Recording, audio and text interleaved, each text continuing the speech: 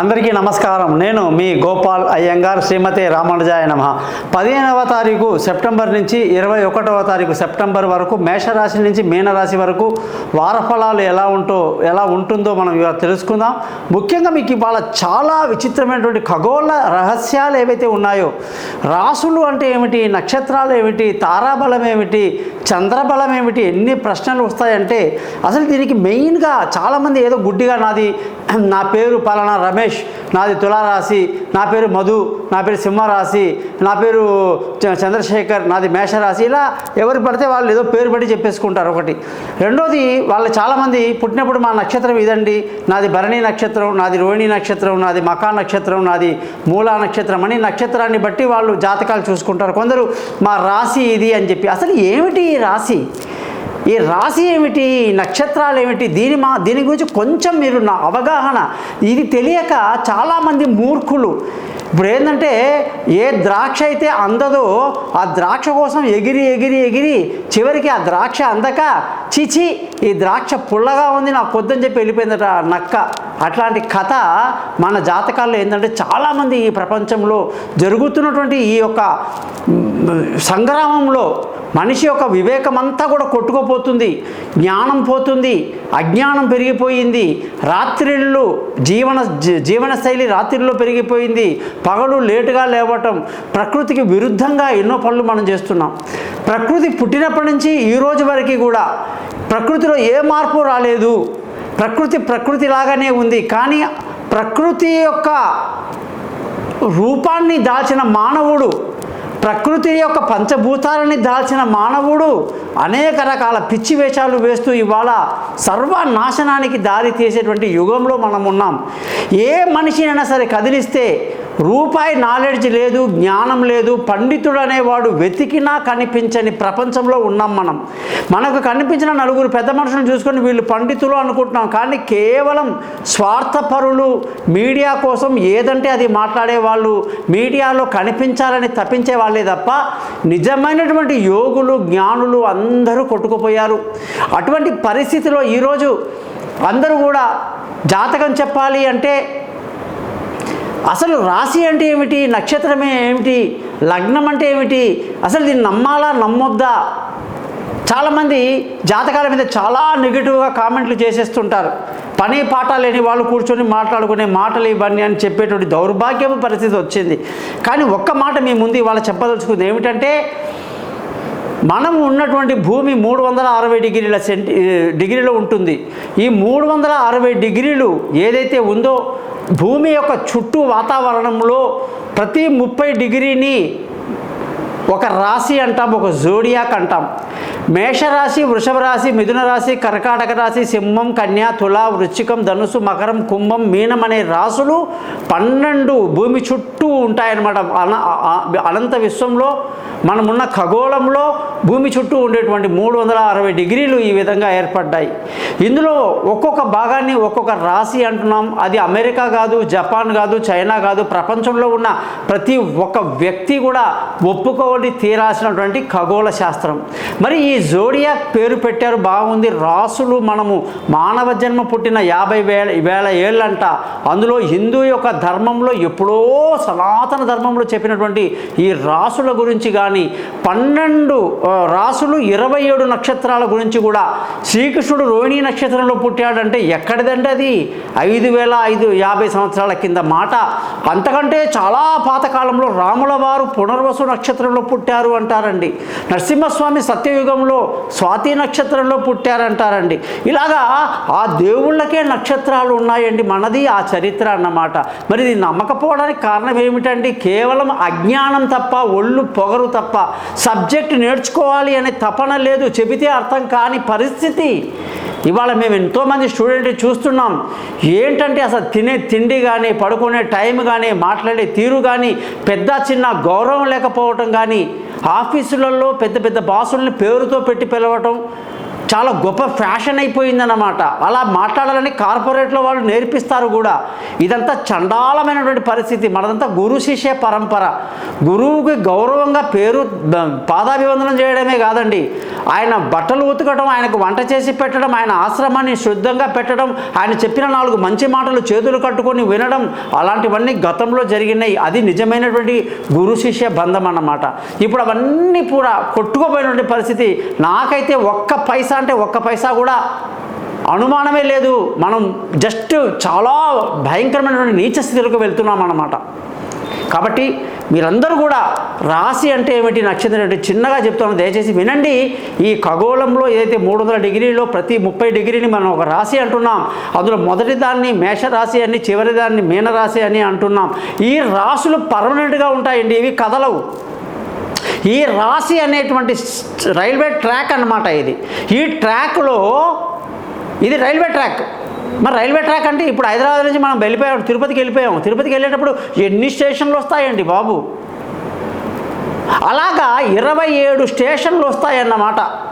ఆ 27 స్టేషన్ల పేరే అశ్విని, భరణి, కృతిక, రోహిణి, మృగశిర, ఆరుద్ర, పునర్వసు, పుష్యమి, ఆశ్లేష, మక, పుబ్బ, ఉత్తర, హస్త, చిత్త, స్వాతి, విశాఖ, అనురాధ, జ్యేష్ఠ, మూల, పూర్వాషాఢ, ఉత్తరాషాఢ, శ్రవణం, ధనిష్ట, శతభిషం, పూర్వభాద్ర, ఉత్తరభాద్ర, రేవతి అనేటువంటి 27 స్టేషన్లు ఉంటాయి. ఈ 27 స్టేషన్లు కూడా కదలవు. స్టేషన్లు ఎక్కడ కదులుతాయండి? రైల్వే ట్రాక్ ఏమైనా కదులుతుందా అండి? రాసులు కదలవు, నక్షత్రాలు కదలవు, అలా ఉంటాయి. అందులో ప్రయాణించేటువంటి 9 గ్రహాల చరిత్రనే జ్యోతిష్య శాస్త్రం. ఈ 9 గ్రహాలు ఏ ప్లేస్లో ఉంటే ఉచ్చ స్థితిలో ఉంటాయి, ఏ ప్లేస్లో ఉంటే నీచ స్థితిలో ఉంటాయి అనే తమాషా చాలా ఉంటాయి అన్నమాట కథలు ఇందులో. మేషరాశిలో సూర్యుడు ఉచ్చ స్థితి అంటే ఏప్రిల్ 14 నుంచి మే 14 వరకు ఎండ ఎట్లా ఉంటుందని సూర్యుడి ప్రభావం.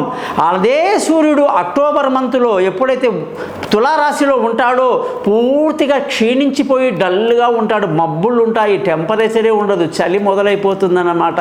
అలాగే గురువు మనకు ఎక్కడో ఉన్నాడు, గురువు బృహస్పతి, ఆయన మకర రాశిలో వచ్చేసరికి నీచ స్థితిలో బాగా డల్గా ఉండి కర్కాటక రాశిలో ఉచ్చ స్థితిలో బ్రహ్మాండమైనటువంటి పవర్ చూపిస్తాడట. శుక్రుడు మీనరాశిలో చాలా పవర్ఫుల్గా ఉండి కన్యారాశిలో చాలా డల్గా ఉంటాడట. శని మేషరాశిలో చాలా డల్గా ఉండి తులారాశిలో ఉచ్చ స్థితిలో ఉంటాడట. ఎన్ని తమాషాలు చూడండి. సూర్యుడికి శనికి పడదు అంటే ఏమిటి? మేషరాశి సూర్యుడికి ఉచ్చమైతే ఈ యొక్క తులారాశి వచ్చేసి శనికి ఉచ్చస్థితి. ఏదైతే ఆయనకు నీచమో ఈయనకి ఇది ఉచ్చ, ఆయనకు ఉచ్చ ఈయనకి నీచ అన్నమాట. అటువంటి పరిస్థితులన్నీ కూడా ఈ యొక్క జ్యోతిష శాస్త్రంలో చెప్పడం జరుగుతుంది. మీరందరూ కూడా జ్యోతిష శాస్త్రాన్ని ఏమాత్రం కూడా ఎగతాళి చేసే వాళ్ళని పళ్ళు రాలగొట్టమని చెప్తున్నా. అలాగే శాస్త్రాన్ని దైవికంగా స్వీకరించాలి. భగవంతుడి యొక్క స్వరూపం ఇది. దీనిని అందరూ కూడా చాలా భక్తి శ్రద్ధలతో పాటించాలి. మన యొక్క విధి రాతలు ఎలా ఉంటాయో తెలియజేసేటువంటి శాస్త్రం కాబట్టి మీరందరూ ఈ శాస్త్రానికి గౌరవిస్తారని చెప్పేసి ఆశిస్తూ మీ గోపాలయ్య.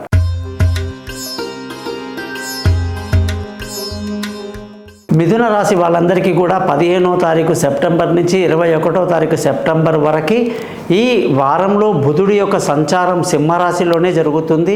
దీన్ని బట్టి చూస్తే ఈ రాశి వాళ్ళందరూ కూడా పట్టుదలతో ఏ పని చేసినా మంచిదన్నమాట.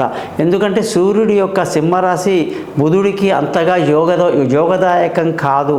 కాబట్టి మీ యొక్క ఆలోచనలు, చేసే పనులు, పద్ధతులు అన్నీ కూడా పాజిటివ్గా ఉండడానికి ప్రయత్నం చేయండి.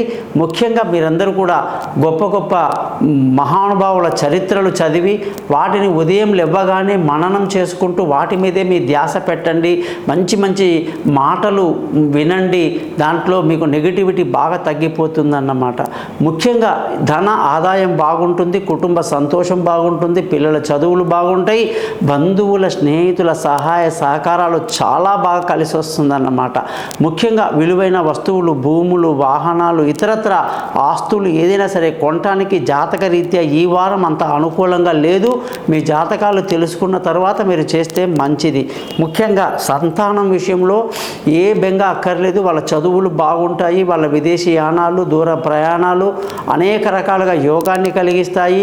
తెలివైన నిర్ణయాలు తీసుకుంటూ ఈ ముందుకు సాగుతారని చెప్పాలి. ఇక ఆరోగ్యపరమైన విషయాల్లో ఖచ్చితంగా జాగ్రత్తలు తీసుకుంటూ ఉండాలి. ఆరోగ్యం దెబ్బతినే అవకాశాలు ఎక్కువగా కనిపిస్తున్నాయి. ముఖ్యంగా శత్రువుల మీద ఒక కన్నేసి ఉంచటం మీకు మంచిది. భార్యాభర్తల మధ్య కూడా ఏదైనా సరే సరసాలు కాస్త విరసం కాకుండా చక్కగా గౌరవిస్తూ ఒకరినొకరు ముందుకు వెళ్తే మంచిది. ఏ మాత్రమైనా సరే కాస్త సరసం ఎక్కువైనా మాట తీరు ఎక్కువైనా కూడా గొడవలు పెద్దగా అయ్యే అవకాశాలు, అది చాలా తీవ్రమైన స్థితికి వెళ్ళే అవకాశాలు వాళ్ళ వాళ్ళ జాతకాన్ని బట్టి ఉంటాయి. టైం అంతగా కలిసి రాలేదు కాబట్టి భార్యాభర్తలు చాలా జాగ్రత్తగా ఒకరినొకరు గౌరవించుకుంటూ ఉండండి. ముఖ్యంగా పెళ్ళి కాని వాళ్ళకు కొంత టైం పడుతుంది, ఇప్పట్లో అంత తొందరగా అవ్వదు. అలాగే దూరంగా ఉన్న వాళ్ళు కలుసుకోవటానికి కూడా కొంత టైం పడుతుందన్నమాట. పార్ట్నర్షిప్లో వ్యాపారాలు అంతగా కలిసి రాదు.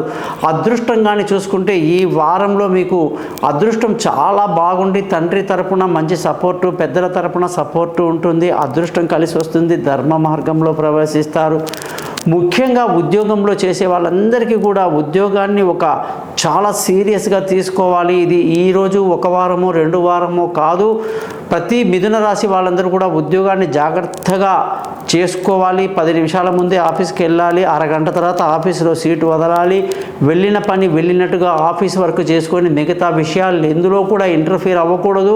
ఏ విషయంలో కూడా చిన్న సహాయం చేయడానికి కూడా వెళ్తే అది కాస్త వికటిస్తుంది అని బాగా గ్రహించాలి. అలా ఉంటేనే ఉద్యోగంలో మీకు కొంతవరకు మేలు జరుగుతుంది. లేకపోతే ఇప్పుడు ఉద్యోగంలో మార్పులు చేర్పులు ఇవన్నీ పనికి రావు. జాగ్రత్తగా ఉండాలి.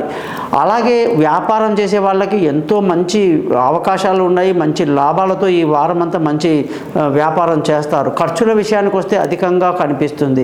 మరి మిథున రాశి వాళ్ళు రోజు కూడా వెంకటేశ్వర స్వామిని కొలుస్తూ, లక్ష్మీ అమ్మవారిని కొలుస్తూ, విష్ణు సహస్రనామాన్ని ప్రతిరోజు చదువుతూ, మరకతము అనే రాయిని 17,000 జపాలతో మేము ఇస్తామండి.